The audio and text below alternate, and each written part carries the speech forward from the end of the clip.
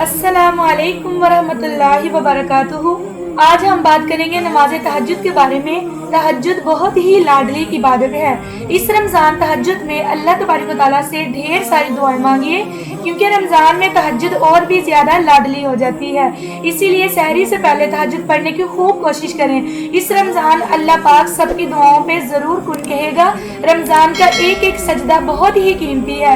ये मुबारक महीना हमारे दुआओं की कबूलियत के लिए आया है।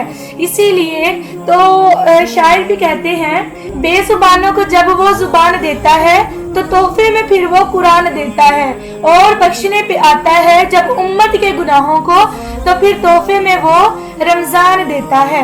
अब रोती आंखें भी सब्र पाएंगी कि रमजान आ गया है। हो सकता है कि तुम्हारी चाहत तुमसे बस एक कदम दूर हो सकता है इस रमजान कुन के मोजज़े हो जाएं। तुम्हें क्या लगता है कि तुम तहज्जुद तक किसी चीज की कमी में आए हो या किसी चीज की चाहत में आए हो? नहीं, दर हकीकत अल्लाह ने तुम्हें अपने सामने तहज्जुद का सजदा करने की तौफीक अता फरमाई है। उसने अपनी लाडली इबादत तक लाके तुम्हें अपना लाडला बनाया है। और फिर रमजान में तो एक फर्ज के पढ़ने का सवाब 70 फर्जों के बराबर अता फरमाया जाता है। आप हिसाब लगाएंगे कि रमजान में पढ़ी जाने वाली तहज्जुदों का सवाब कितना ज्यादा होगा।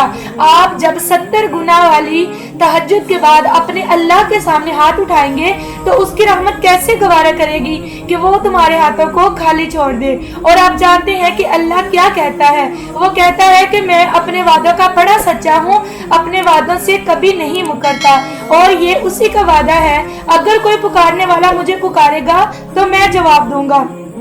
और फिर रमजान तो सब्र का महीना है और दुआएं भी सब्र मांगती हैं। सब्र इनाम देता है, और रमजान तो आया ही इसलिए है कि तुम उसकी रहमतों की बारिश में भीग सको।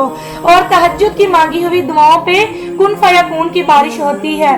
तहज्जुद तो मोहब्बत की तकमील का नाम है, और जब तुम रमजान में तहज्जुद के लिए मुसल्ले पर खड़े रहोगे ना, तो याद रखना कि तुम उस महीने पर पुकार लगाने आए हो जहाँ भी कबूलियत का होना लाजमी है, जहाँ उसने अपनी रहमत से नवाजने का वादा किया है। अगर तुम्हें फिर भी कबूलियत पर यकीन ना आए तो याद रखना कि तुम उस वक्त मांग रहे हो जब अल्लाह तबारक व तआला पहले आसमान पे आके खुद ये निदा कर रहा है कोई मुझसे मांगने वाला जो मैं उससे अता करूं? है कोई मुझसे रिज़्क मांगने वाला कि मैं उसको रिज़्क अता करूं? है कोई मुझसे औलाद मांगने वाला मैं उससे औलाद अता करूं? है कोई मुझसे बख्शिश मांगने वाला मैं उसके गुनाहों की बख्शिश करूं? तो इसीलिए तहज्जुद में बहने वाले तुम्हारे आंसू अल्लाह को राजी कर लेते हैं, और आपकी दुआएं जरूर सुनी जाती हैं। आपके सब्र का सिला लिखा जा चुका है, और तकदीरें अल्लाह के एक इशारे पर बदल जाया करती हैं। जो तुम्हारी फरियाद को तुम्हारी जुबान तक ला सकता है, वो तुम्हारी फरियाद को तुम्हारा मुकद्दर भी बना सकता है।